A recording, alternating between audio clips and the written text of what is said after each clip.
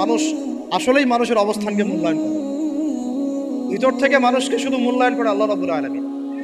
না হলে কি হতো, এই যে এত অন্যায় আমরা করেছি, আল্লাহ পাক কি আমাদেরকে ছেড়ে দিয়েছেন, ফেলে দিয়েছেন, গজবে ধ্বংস করে দিয়েছেন? এই যে আল্লাহ পাক যে আমাদেরকে মহব্বত করেন, ভালোবাসেন, তার প্রমাণে আল্লাহ পাক চান যে আমরা যেন ফিরে আসি। আল্লাহ পাক বলছেন, সারা দুনিয়ার সমান গুনাহও যদি সে করে ফেলে, আসমানের সমানও গুনাহ করে ফেলে, খালি তওবা করে ফিরে আল্লাহকে বলবে আস্তাগফিরুল্লাহ আল্লাযী লা ইলাহা ইল্লা হুয়াল হাইয়ুল কাইয়্যুম ওয়া আতুবু ইলাইহি। আল্লাহ পাক বলছেন, খালেস তওবা করলে গুনাহ তো মাফ করে দিবই, আগের গুনাহগুলোকে নেকি দিয়ে পরিবর্তন করে দিব। না ভালোবাসা না? আল্লাহ পাক সৃষ্টি করেছেন আমাদেরকে ভালোবেসে। কোরআন খোলেন, সূরা সদ পড়েন, সূরা সদের মধ্যে দেখবেন আল্লাহ বলছেন, ফালাকতু বিয়াদি মা মানাআকা আল্লা তাসজুদা ফালাকতু বিয়াদাই, মানে তুমি ইবলিস কেন তাকে সিজদা করলে না যাকে আমি নিজ হাতে সৃষ্টি করেছি? এটা মহব্বতের বহিঃপ্রকাশ না? আল্লাহ আমাদেরকে নিজ হাতে সৃষ্টি করেছে। আল্লাহ পাকের হাত কেমন এটা আমরা ব্যাখ্যা করতে যাব না, এর হাতের অর্থ কি সেটাও ব্যাখ্যা করার তাহবিল করার দরকার নাই। কোরআনে আসছে যেভাবে সেভাবে আমরা ঈমান রাখবো, ঠিক আছে ভাই? এখানে আবার অনেক তালগোল পাকায় ফেলে এবং বিভ্রান্ত হয়ে যায়, এদিকে যাওয়ার দরকার নেই। এখানে বোঝানো হচ্ছে আল্লাহ রাব্বুল আলামিন আমাদেরকে মহব্বত করে সৃষ্টি করেছে। এই পুরো সৃষ্টি জগৎটাই তো আল্লাহর মহব্বতের বহিঃপ্রকাশ। সবকিছু এত নিপুণভাবে চলতেছে, এটা মহব্বতের বহিঃপ্রকাশ না?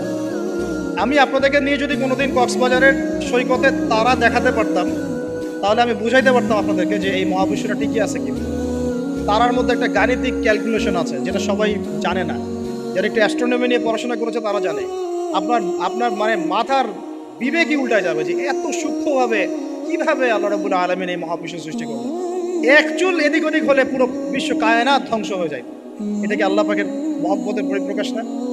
আল্লাহ পাক তো বরং বলেছেন পুরো সৃষ্টি পরিবারটাই আল্লাহর আল্লাহর পরিবারের অন্তর্ভুক্ত। সুবহানাল্লাহ। এমনকি আল্লাহ পাক আমাদেরকে বলেছেন, তোমরা জমিনবাসীর সবার উপর রহম করো, ইরহামু মান ফিল আরদ ইয়ারহামুকুম মান ফিস সামা। তোমরা সবার উপর রহম করো, দয়া করো। দয়া রহম এটা তো মহব্বতের একটা অংশ। তোমরা সবার উপর দয়া করো, রহম করো, মহব্বত করো। এটা কি হবে? তাহলে আল্লাহ পাক আসমানে যিনি আছেন, আল্লাহ পাক তোমাদের উপর রহম করবে। আমরা সেই মহান সত্তার ভালোবাসার থেকে বের হয়ে হারাম এই যৌন ভালোবাসার দিকে যাওয়ার চেষ্টা করছি। আসলে এটা ভালোবাসা না, যৌনতা, এর দিকে যাওয়ার জন্য এইসব করছি। আল্লাহ পাক আমাদেরকে মাফ করে যেন হেদায়েত দান করেন। আল্লাহ পাক কত ভালোবাসেন এটা নিয়ে বলতে গেলে আজকে রাত শেষ হবে। দেখেন, আল্লাহ রাব্বুল আলামিন আদম আলাইহিস সালামকে সৃষ্টি করেছেন, করে সমস্ত নাম শিক্ষা দিয়েছেন। নাম মানে হলো ইলম। নাম মানে কি? ভালো না বাসলে আল্লাহ পাক কাউকে সবচেয়ে সেরা কিছু দান করেন। সূরা ৩ আল্লাহ পাক কি বলেছেন? তিনি ওয়াজ জাইতুন, এগুলো শপথ করে, লাকাদ খালাকনাল ইনসানা ফি আহসানি তাকওয়িম। মানুষকে সবচেয়ে শ্রেষ্ঠ কাঠামো আল্লাহ পাক দিয়েছেন, দেন নাই?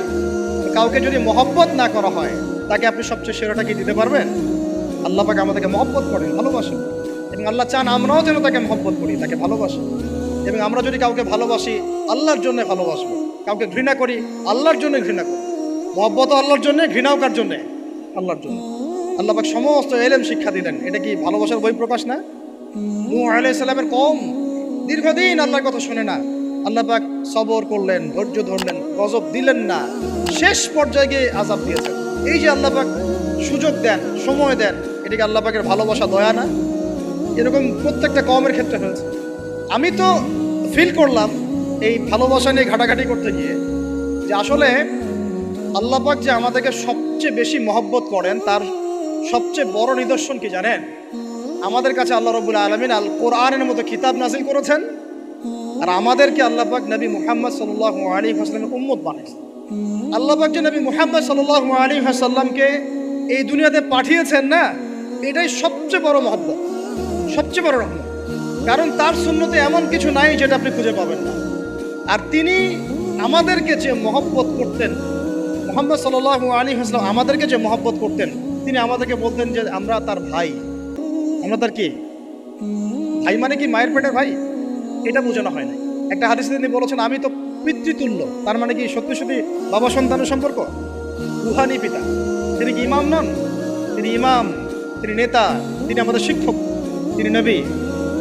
তিনি আমাদেরকে যে মহব্বত করতেন, তিনি একদিন বলছিলেন সাহাবীদের সামনে, কাশ আমি যদি আমার ভাইদেরকে দেখতে পেতাম। সাহাবীরা বলছেন, ইয়া রাসূলুল্লাহ, আমরা কি আপনার ভাই না?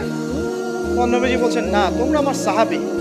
আমার ভাই তারা যারা আমাকে না দেখেই আমার প্রতি ঈমান নিয়ে আসবে। প্রত্যেক নবীকে আল্লাহ পাক একটা দোয়া করার চান্স দিয়েছে। কয়টা ভাই? এমন একটা দোয়া যেটা করলে আল্লাহ পাক কবুল করবেনই করবেন। পড়লে আল্লাহ পাক কি করবেন? অবশ্যই কবুল করবেন। নবী সাল্লাল্লাহু আলাইহি ওয়াসাল্লাম বলছেন যে সমস্ত নবী এই দোয়াটা পৃথিবীতে করে ফেলেছে, আমি এই দোয়াটাকে মুলতবি রেখেছি যে কাল কিয়ামতের মাঠে আমি আমার উম্মতের জন্য সুপারিশ করব ইনশাআল্লাহ। এবং নবী সাল্লাল্লাহু আলাইহি ওয়াসাল্লামের সুপারিশে বহু কবিরা গুনাহগার মুসলমান যারা জাহান্নামের ফয়সালা হয়ে গেছে তাদেরকে আল্লাহ পাক কিছুটা শাস্তি ভোগ করালে হলেও আবার জান্নাতে নিয়ে আসবেন। তিনি আমাদেরকে মহব্বত করেন না? করতেন না? চিন্তা করেন তাহলে আমরা তার দিনকে কি মহব্বত করলাম, আমরা তার হুকুম হাকামের বিধিবিধান সুন্নতের কি মহব্বত করলাম, চিন্তা করেন। একটা হাদিসে নবীজি স্পষ্ট করে বলছেন এটা আমাদের জন্য একটা কষ্টি পাথর। এটা একটা কি কষ্টি পাথর। তিনি বলছেন লা ইউমিনু আহাদুকুম, তোমাদের মধ্যে কেউ মুমিন হইতে পারবে না। কি হইতে পারবে না? মানে প্রকৃত মুমিন হইতেই পারবে না তোমরা। এ আমার উম্মত, তোমাদের মধ্যে কেউ প্রকৃত মুমিন হইতেই পারবে না যতক্ষণ না হাত্তা আকুনা আহাব্বা ইলাইহি মিন ওয়ালিদিহি ওয়ালাদিহি ওয়ান নাসি আজমাইন, যতক্ষণ না আমি মুহাম্মদ সাল্লাল্লাহু আলাইহি ওয়াসাল্লাম তোমাদের কাছে নিজের কি সন্তান, নিজের বাবা মা এবং সমস্ত মানব জাতির থেকে বেশি প্রিয় না হচ্ছে। হাদিসটা আবার বলি, নবীজি বলছেন কেউ ততক্ষণ পর্যন্ত প্রকৃত মুমিন হতে পারবে না যতক্ষণ না আমি মুহাম্মদ সাল্লাল্লাহু আলাইহি ওয়াসাল্লাম তার কাছে তার সন্তান, তার পিতা, এমনকি সমস্ত মানব জাতি থেকে বেশি প্রিয় না হচ্ছে। আমরা যারা আগামীকালকে এইটার প্রিপারেশন নিয়েছি, আসলে কি আমাদের কাছে নবী প্রিয় বেশি না আমাদের দুনিয়ার স্বার্থ বেশি প্রিয়? যারা এগুলো করবে তাদের কাছে কি সত্যি নবী প্রিয়? তাহলে তারা করতে পারতো না। যদি নবী আমাদের কাছে সবচেয়ে বেশি প্রিয় না হয়, আমরা মুমিন হতে পারছি না। আর যাদের কাছে নবী প্রিয় তারা কখনো এমন হারাম কাজে যেতে পারবে না। যারা যাচ্ছে তারা কখনোই নবীকে ভালোবাসেন না, কোশ্চিনকালেও। শোনেন, উমর রাদিয়াল্লাহু আনহুর নাম শুনেন নাই? বললে অনেক কথা ভাই, অনেক কথা, কোনটা রেখে কোনটা বলি। উমর রাদিয়াল্লাহু আনহু একদিন এসে বলছেন খলিফাতুল মুসলিমিন, মুসলিমদের তিনি খলিফা। জান্নাতের সুসংবাদপ্রাপ্ত 10 জন সাহাবীর একজন। জান্নাতের সার্টিফিকেট পেয়েছেন পৃথিবীতে কয়জন সাহাবী? একটা হাদিসে একসাথে 10 জন। ওই 10 জনের অন্যতম একজন, যিনি এমন শাসন ব্যবস্থা পৃথিবীতে প্রতিষ্ঠা করেছিলেন যার মতো মিসাল এখন পর্যন্ত পৃথিবীতে আর দেখা যায় নাই। একটা হাদিসে আসছে যে রাস্তা দিয়ে ওমর হাঁটে ওই রাস্তা দিয়ে শয়তান হাঁটে না। কি বুঝলেন? শয়তান যদি দেখে ওই যে ওমর, ও আর ওই যাবে না ওই রাস্তা। এই হচ্ছে ওমর ইবনে খাত্তাব। আমার পরে কোনো নবী নাই। নবীজি বলছেন আমার পরে কোনো নবী নাই, লা নবিয়্যা বাদি, আমার পরে কোনো নবী নাই। যদি হতো তাহলে ওমর হতো, যদি হতো তাহলে ওমর হতো। অন্য একটা হাদিসে আসছে আমার পরে কোনো নবী নাই, তবে তুমি আমার, এটা অন্য সাহাবী সম্পর্কে, আলী ইবনে আবি তালিব সম্পর্কে, তুমি আমার জীবনে তেমন মূসার জীবনে হারুন ছিল যেমন। এটা হচ্ছে আলী ইবনে আবি তালিব।